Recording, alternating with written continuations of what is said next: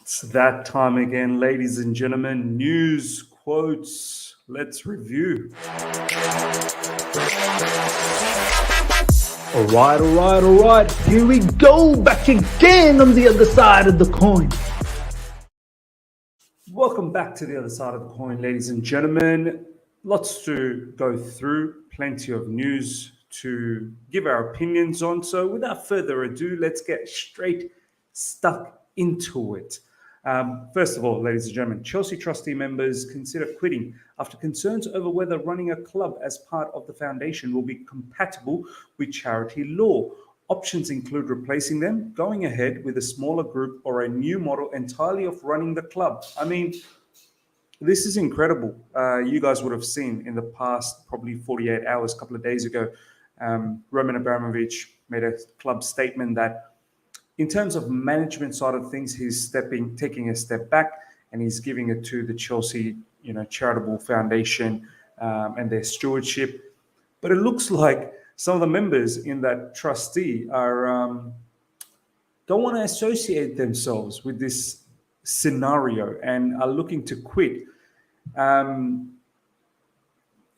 really don't know what to say after this. The only thing you can say is that some of those people that are involved, the members that are involved, they don't think Roman Abramovich is as clean as everyone thinks he is. And you guys have mentioned, no billionaire is clean. We get that, but when you have members within the charitable organization thinking like that becomes a bit of a stumbling block, I suppose, for Roman.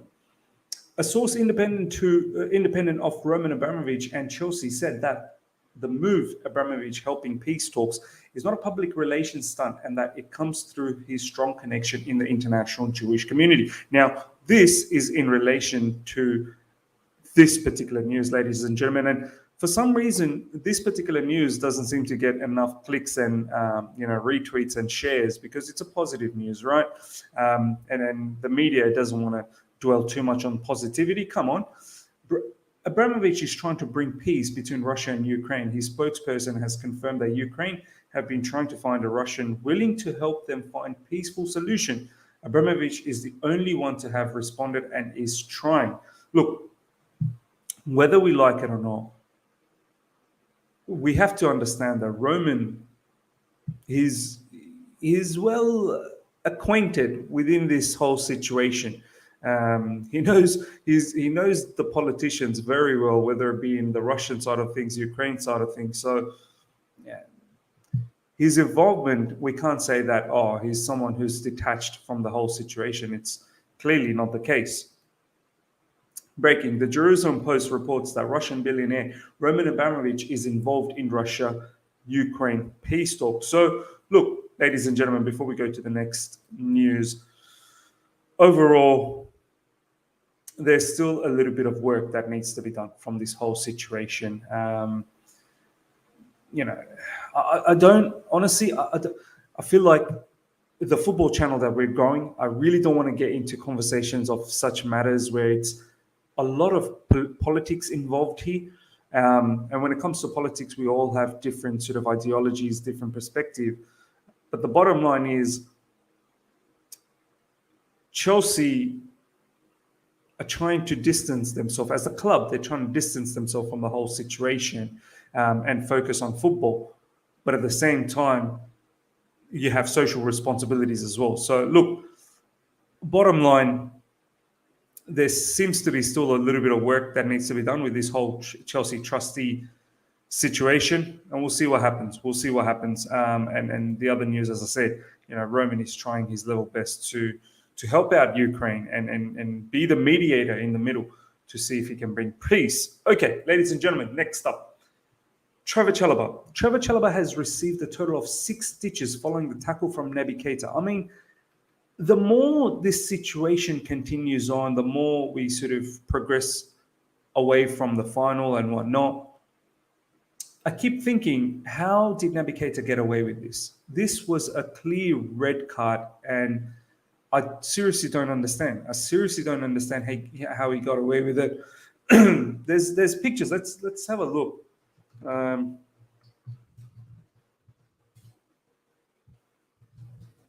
there's pictures of this whole thing.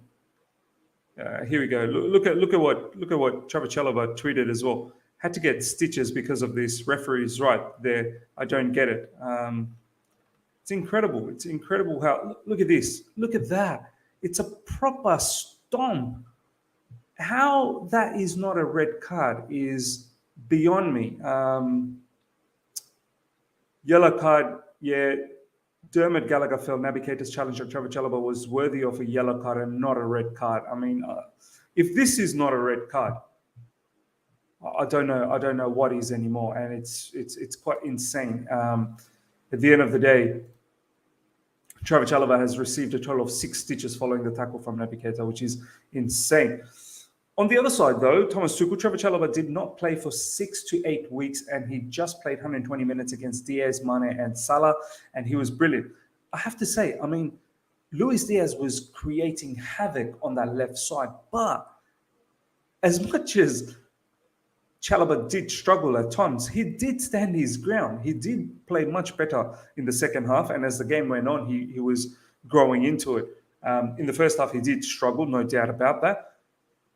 But the thing about Trevoh Chalobah is his determination, man. Like his pace, his recovery, his physicality. There's gonna be like we've already seen earlier on this season before he got injured. Is going to be a top Chelsea player, man. Defensive player. I feel like he can play a magnitude of different positions as well. RCB, definitely as a CB. He can play in the central of 3-man defense. I feel he can even play defensive midfield. So kudos to him and the performance that he's put on. To fall and rise, disappointed after big effort during the tournament. We keep working. Thanks, Chelsea family, for your support. This is from Kepa Arrizabalaga. Look at the team supporting him. I find it mad, ladies and gentlemen, that there are some pundits out there who are actually having a go at Thomas Tuchel, saying he shouldn't have brought on Kepa. I mean, what are these pundits smoking at the end of the day? We've seen clearly when it comes to penalty shootout, Mendy's got no idea. Mendy's an awesome goalkeeper. Brilliant goalkeeper. He was not man of the match yesterday against Liverpool, and we know what shot-stopping quality he has.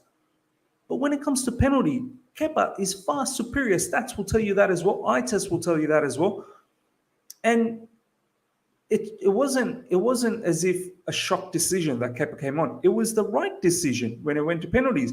We, as a Chelsea-based majority, believed that he was going to be coming on, and we wanted him to come on. The fact that it didn't work out, that's by the by. Do you know what I mean? Like, that can happen. But he was the most logical substitution to make at that point. And the fact that the pundits are saying, oh, Mendy was playing such a great game, it would have been the right decision to keep him on. It's mad. These people, they don't watch Chelsea, and they go out there and providing opinions on Chelsea. It's quite mad. Things can still be done. It's hard because all the talks between the club and my guys, I try to keep it away because I want to focus, and it's not changed for me. It's a difficult situation on Christensen on his contract. Ladies and gentlemen, Christensen, I think, wants to stay at Chelsea. I really do. He understands staying at Chelsea. He's going to be able to win a lot more trophies. I mean, already under Thomas Tuchel, Champions League, Super Cup, Club World Cup, and hopefully, we put ourselves into a situation where we can go again in the FA Cup, go deep again in the Champions League, and who knows, maybe go for the Premier League next season. So look, I get the feeling he wants to probably stick around, but at the end of the day, agents as well, what his agents are doing, what our club is doing, I don't know, man. I don't mind getting new CVs, obviously, in the likes of Jules Koundé and whatnot, but he's been fantastic under Thomas Tuchel, and you want to keep the players that have been fantastic. We'll see what happens at the end of the day. He is probably most likely to leave, but I get the feeling maybe inside he probably doesn't want to leave. Christensen on Chelsea future. Things can still be done. Being part of a winning team is all that I want as a football player. It's hard because all the talks between the club and my guys, I try to keep it away. This is pretty much what we said on the last tweet. I go on the pitch every day, not really thinking about it. I leave that on the club and my guys, and I can focus on playing football. I just focus on winning. Really, winning. Really, it's a difficult situation. We'll see what happens with the Christensen situation, ladies and gentlemen. Antonio Rudiger on Carabao Cup final defeat. This is quite interesting. Look at this quote, ladies and gentlemen. I have to be honest. We had so many good chances. I feel like this is a repeat of the whole season because we always create good chances. I think this is the only negative thing about this game. Ladies and gentlemen, Antonio Rudiger talking to us. I have to be honest, we had so many good chances. I feel like this is a repeat of the whole season because we always create good chances. This brother knows what our issue is. We're not clinical. He knows. And I've seen it firsthand when I was in Club World Cup watching. Some of these players, they don't tend to pass to players they don't have complete faith in. If we want to win big time trophies next season and be consistent in always putting ourselves in winning trophies, we need players that are going to be clinical. Let's be honest. Let's be honest about that. I want you guys to think deep about what Antonio Rudiger just said there. Thomas Tuchel.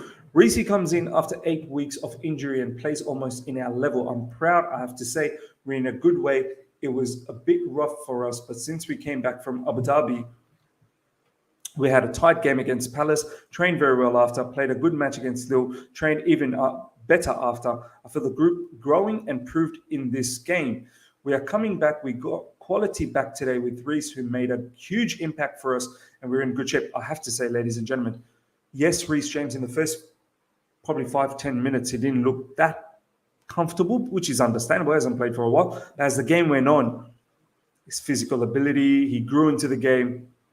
His robustness came in. I can't wait till he gets back full match fitness. He's going to be superb for us on the right side. And I hope we play the four at the back a lot more because his connection with Hakim Ziyech is going to be vital. Not only for both of those players, Reece James and Hakim Ziyech, they're going to be complementary to each other. I think it may even get the better out of someone like Kai Havertz up front, or even if we play with Lukaku up front. So I can't wait till this player really comes into the frame and explodes again. Last but not least, ladies and gentlemen, we have to back Thomas Tuchel. There's absolutely no excuse why we shouldn't become top of that list. Look at this, ladies and gentlemen.